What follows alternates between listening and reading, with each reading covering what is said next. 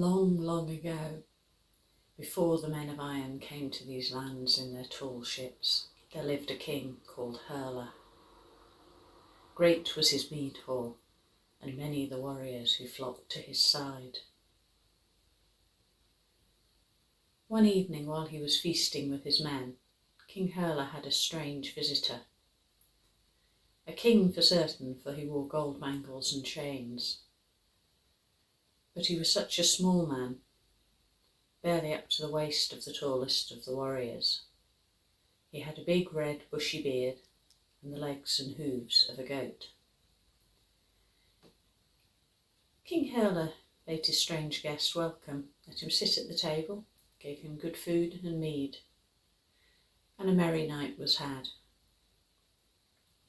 In the morning, as the guest departed, he said to King Herla, "1 year from today, I will attend your wedding here."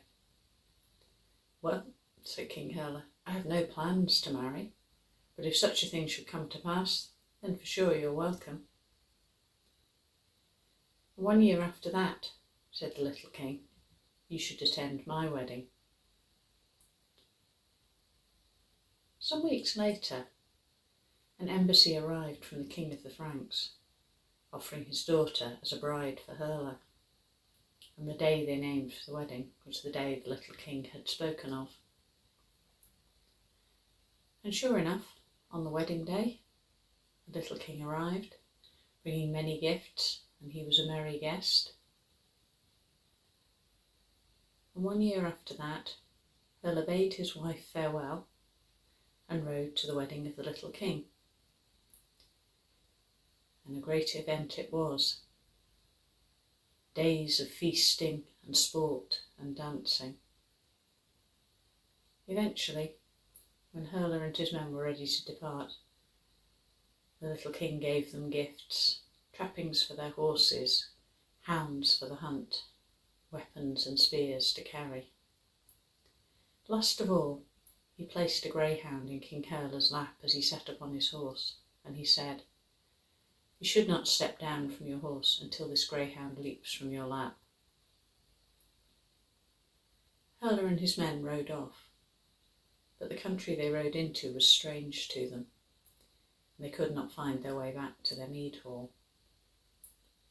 Eventually they stopped at a farm and asked the farmer, "Where is the mead hall of King Herla?"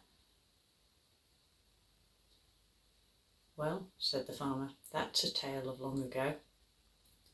It's over the other side of this hill, but there's not so very much of it left. 200 years ago, it is said, King Herla rode out one day and never returned." They were sure that the farmer must be mocking them, and one of Herla's men climbed down from his horse, intending to give the man a cuff about the head. But as soon as his foot touched the ground, he turned into ash. The farmer fled in terror.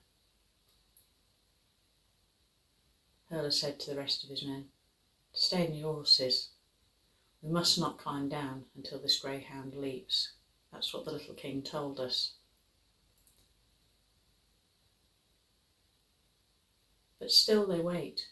The greyhound still sits on the king's lap. He has never jumped down. So they ride through the land, and on stormy nights you'll hear them at the hunt with the hounds baying and howling at their feet.